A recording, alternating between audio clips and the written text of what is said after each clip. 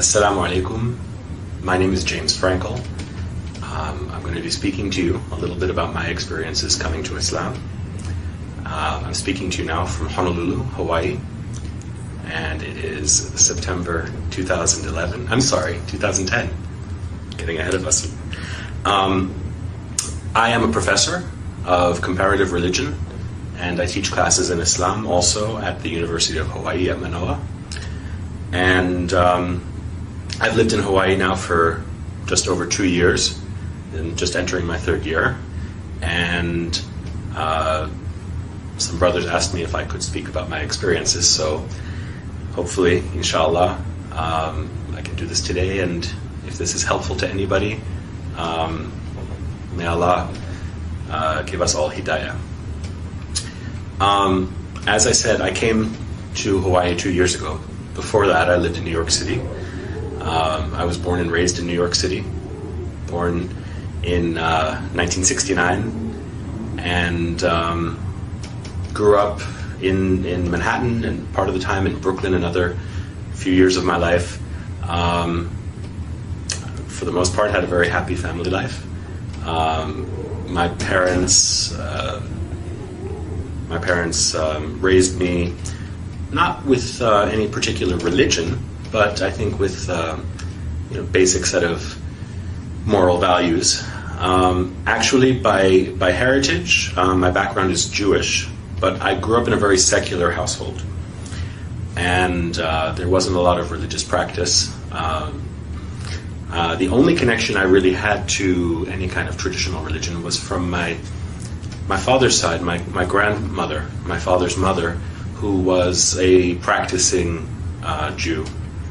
And, it's from her that I learned a few things, Bible stories, stories of the prophets. And for a brief period, my parents actually attempted to send me to a Hebrew school to learn more, but I was not very comfortable there, and actually got kicked out for asking too many questions. So this is probably my character, and it has brought me, I should say, to where I am today. As a professor and as a Muslim, I continue to ask a lot of questions. So I grew up in this way, without any real religious foundation, and this continued through my life into my late teens, and I was actually at the age of 13. I had two experiences that are worth mentioning. One, I read the Communist Manifesto of Karl Marx and decided that I was a communist at age 13. I thought the values were sound, and I thought the philosophy was potentially beneficial to people. Also at that time, I suppose this might be one of the earliest exposures to Islam that I can remember. My best friend at that time was from Pakistan. I went to an international school, so I had friends from all over the world. I had a Pakistani friend who gave me a copy of the Quran and thought that it would be, he wanted me to read it. He said, "I don't want you to go to hell." And of course, at that time in my life, thoughts of hell or heaven were not really in my consciousness. And I think I took the book and put it on my shelf, and there it stayed for many years without being opened. A couple of years later, I think I became quite disillusioned as I learned more about the way that communism was actually practiced in many countries in the world. And so I gave up that philosophy as well. And it really wasn't until I entered university that I began to ask the questions that would lead me directly onto this path. I think as a child I was always thoughtful and always wondered about the meaning of life, and those basic questions of why we're here and where we're going, why we suffer. All of those things were always present in my mind, even as a child. But as I got older, and when I went to university, I focused a lot more on my studies until I had a particular experience. You remember the grandmother that I mentioned before?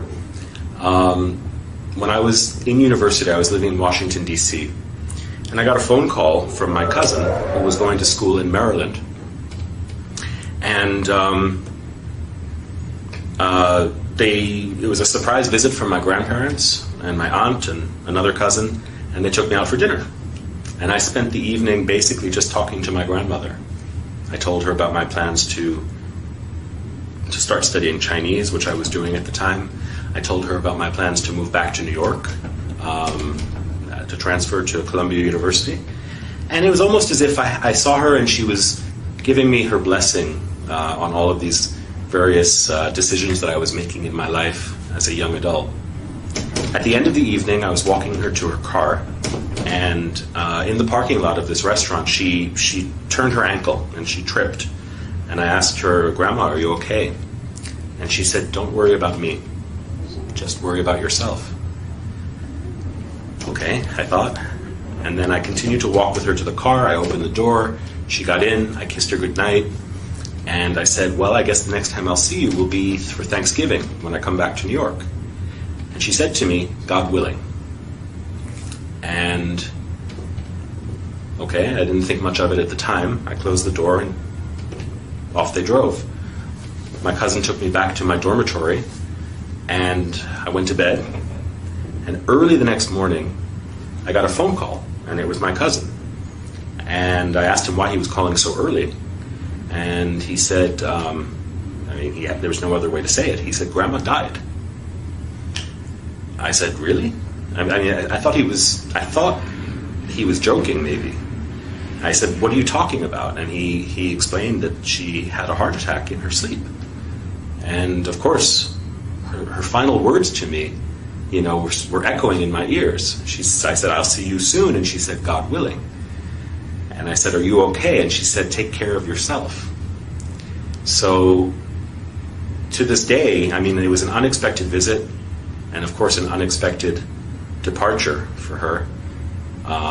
And to this day, I can only wonder, about the meaning of that encounter with my grandmother, who, of course, as I said, was my only link to traditional religion.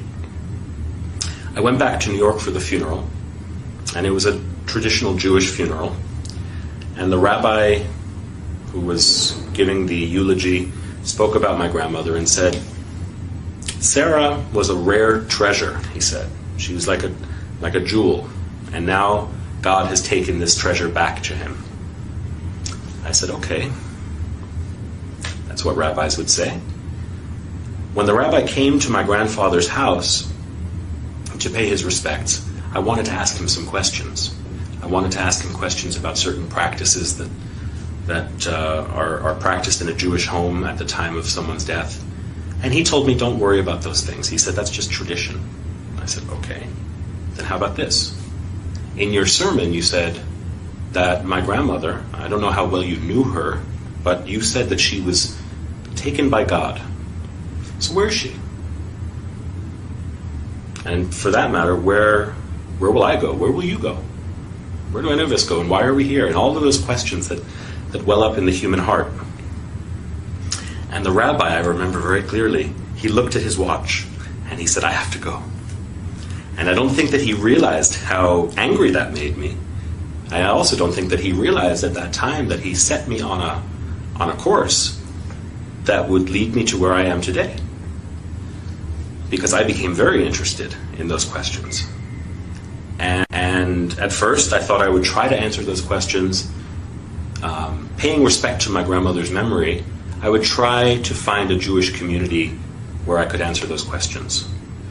But the communities that I found, and again, I was just 18 or 19 years old at the time, the communities that I found were not satisfactory to me.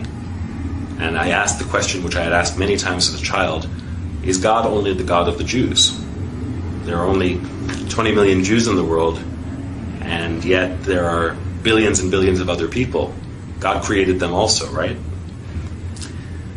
So I began to study on my own. I began to read the Bible. And that summer, when I was in England, I was there for an internship. There were some Christians, some evangelical Christians, who sort of approached me and wanted to socialize. Of course, they also wanted me to accept their faith. I thought, okay, why not try Christianity? I've never really thought about it. And in reading the Bible, I came to develop a very strong feeling of love and respect for Jesus. But that extra leap that they wanted me to make, to accept Jesus as my Lord and my Savior, was not one that I could do. Jesus for me was more like a big brother. Jesus for me was more like a teacher. Jesus for me was a Jew. And I couldn't accept the claims that they were making about him. But as I said, I did develop a very strong feeling of affection towards him. I thought, okay, I'm not going to find any answers to my questions. On my own, I studied other things. I studied Eastern philosophies, Buddhism. I read the Upanishads. I studied Western philosophies, particularly Greek and Roman Stoic philosophy.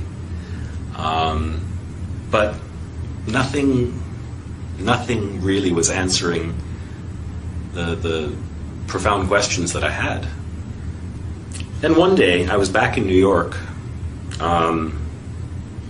just before I began my semester at my new school. And I was at Times Square, and this was back in the early 1990s. So Times Square was very different than it is today. It was much more seedy, kind of raw place. There were drug addicts and prostitutes, and there were all sorts of religious preachers. And I remember speaking to one guy. I always love to talk to people about religion, often as a skeptic. And there was one guy who was a Jew for Jesus. And he was telling me what he believed, and I had heard it before. To me, it was basically Christianity. And he asked me if I would pray with him. And I said, I'm sorry, I don't believe what you believe. He said, do you believe in God? And I said, I think I do. And he said, then pray with me. We'll just pray to God. And he put his hand on my shoulder, closed his eyes, and started speaking to the Father. And with his eyes closed, I started to look around at where I was, and I saw at the other corner these men with long black beards, white robes, jalabiya, white turbans. They were African or African American, but they looked like they had walked right off the pages of the Bible. They looked like Noah or Abraham or something like that. So I thought, well, I know you shouldn't judge a book by its cover, but why not? Why not talk to them? And I went over after the Jew for Jesus finished praying. I went over to them and I asked them what they were preaching. And they told me I probably wouldn't be interested in it. And I said, why not? And they said, well, because you're the devil. I said, really? I'm the devil. And they said, well, all white men are devils. And I said, if I'm the devil, let me just ask you this one question. If I am the devil, why am I so thirsty to know God? And they explained to me that even the devil believes in God. And I asked them, I said, where did you get this knowledge? I actually knew, I had written a paper in college about Malcolm X and the Nation of Islam. And so I understood that they were probably some derivative of that black nationalist movement. But I asked them what their source was for this claim of my satanic nature. And they gave me some verses from the Bible, Book of Daniel, I think. And I said, no. If I want the Bible, I can go down the street to the Jew for Jesus or to some other Christian. What about your book? don't you read the Quran? And they said, yes. And so they gave me some verse to read from Surat Al-Kahf. And I took it home. I took home the paper that I wrote it on, and immediately I went up to my bookshelf where I had the Quran that was given to me about 6 years earlier by my friend Mansour. And I started reading. I looked for the passage that they had directed me to. And of course I read it, and there was no indication there that I was the devil or that any other white person was the devil. But since I started reading, I went to the beginning of the book, and I just began to read. And I read, and I read, and I read until I fell asleep with the book in my hands. And the next day, I read, and I read, and I read when I had some free time. And any time I had free time, between classes, when I was commuting to school on the New York City subway, I was just reading the Quran. And it moved me in a way that other books hadn't. Certainly in a way that the Bible didn't. The Quran's directness and the fact that the Lord of the worlds, right, the Creator, as the book describes the author, is speaking directly to you at times, very direct way, very intimately.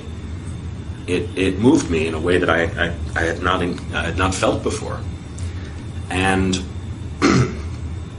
I can't tell you where or when exactly. I know that there were times that I would read it, and sometimes I could feel tears in my eyes and running down my face. Sometimes I would read it and the hair on my arm would stand up, or on the back of my neck. And I can't pinpoint precisely the time or the place, but at some point I think that I had realized that I was reading the words of God. Well, around New Year's of that year, this is, I guess, about 1990, January of 1990, I was out with some friends from high school. We were having coffee, and we were just talking about what was going on in our lives. They asked me, what do you believe these days? Because they knew me when I was a communist, and they knew me when I went through many different phases as a young person. And they knew me as someone who didn't really believe in anything. So they asked me, and I said, well, I believe in God. And they said, really? What God? I said, there's only one God. And they said, where did you get this from? I said, well, for me, it was from reading the Quran. And they said, so you've been reading the Quran, so you must believe that this is the message of God and Muhammad is the messenger of God. And I said, yeah, I guess so. So they said, okay, let me get this right.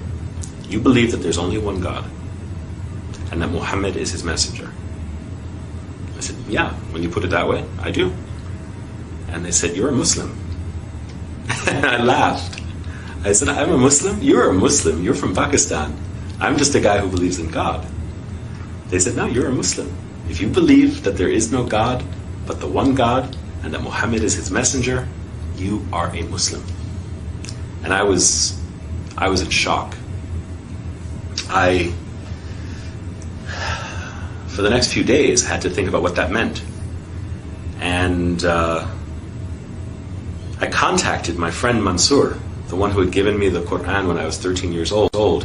He was at University of Pennsylvania, and he was working in the Muslim Students Association there, I think. I thought I'd heard that.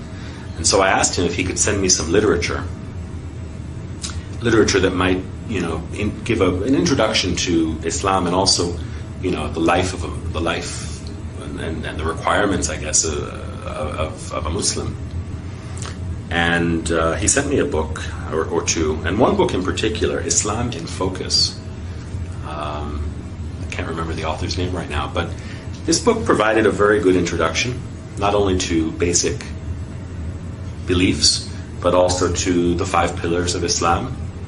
And I learned how to make salat. I learned how to pronounce the shahada. I learned how to make my wudu. All of these things from that book. And I started praying.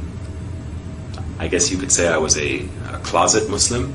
because I was living in my parents' home at that time, and I would close the door and I would say my prayers. And even the first time that I ever fasted in the month of Ramadan, I did it completely on my own. I had no community. I just found out what time the sun would rise and what time the sun would set, and ate at the times that were permitted.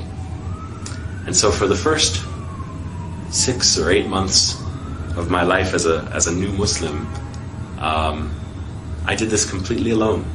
And my guide was the Quran and the book of this scholar. And that's the story of how I embraced Islam, actually. At a certain point, I had to tell my family. And so this was sort of coming out of the closet. And one night at dinner, I was sitting with my family, and I told them, I said, I've been reading the Quran. They said, yeah, we know. We've seen you carrying it everywhere. And I said, I really believe it. And I said, what I've learned is that besides believing, there are certain practical implications of that belief, which I have chosen to follow also. So I guess that makes me a Muslim. My mother's reaction was very strong. She cried. And I think she asked herself, and probably looked at my father and thought, where did we go wrong? How did this happen? I think my father's approach was much more relaxed. He probably thought to himself, well, my son was a communist when he was 13. He was, a skinhead when he was 16. He went through so many different phases, maybe this is just another phase. And I suppose both my mother and my father were onto something. I mean, this was a phase, but it wasn't just a passing phase, or so I thought, or hoped. And my mother must have realized that I was serious. But of course her reaction was one of fear and regret, which I suppose are understandable when one is ignorant and only has distorted perceptions based on misinformation or limited information. So there were great challenges in those first years trying to communicate with my parents. I have to say, alhamdulillah, they are very understanding, and they've been very patient, and we've come to a better understanding. At first I think my mother worried that I would turn into some kind of a monster. But I tried to reassure her that, since embracing Islam, I'm a better student. I think I'm a better son, And, it wasn't as though I was a bad person before Islam. Maybe for some people,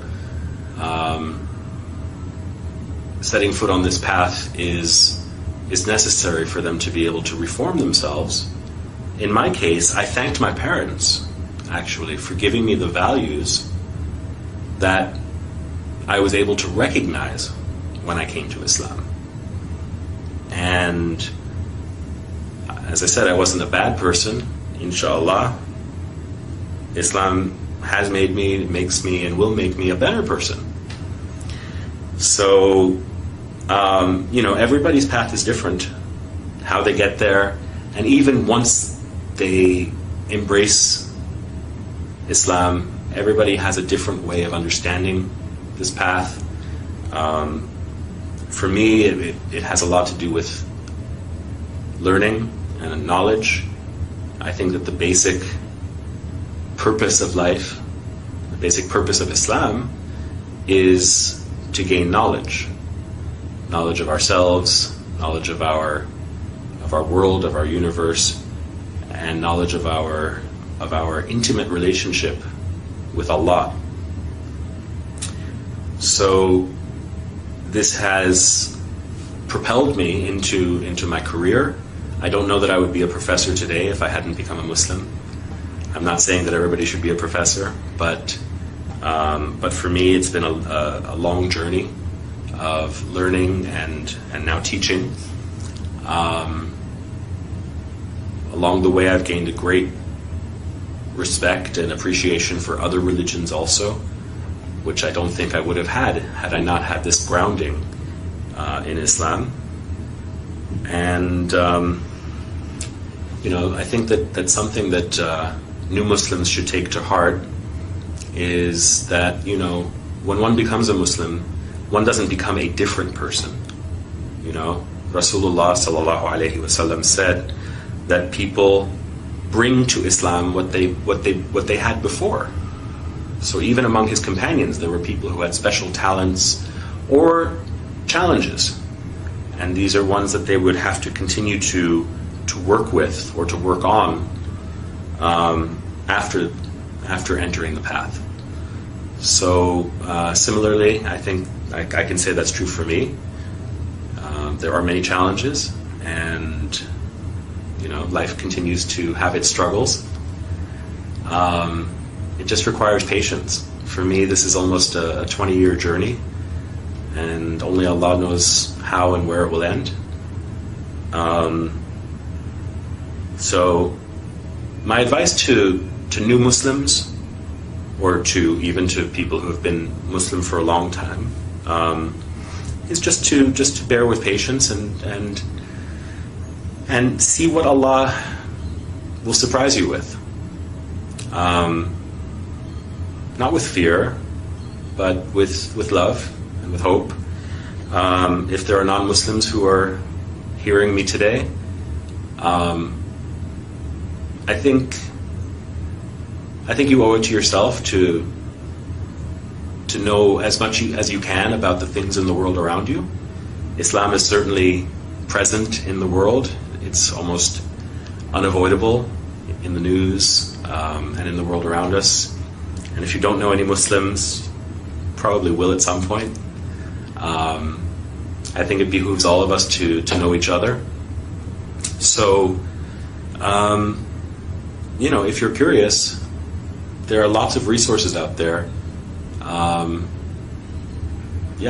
If you're in Hawaii, give me a call. I'm at the University of Hawaii at Manoa in the religion department, so if I can be of any help, let me know. And even to those people who are from Muslim families or who are, we can always increase in knowledge and in compassion and in love for each other. So that's my wish for all of you.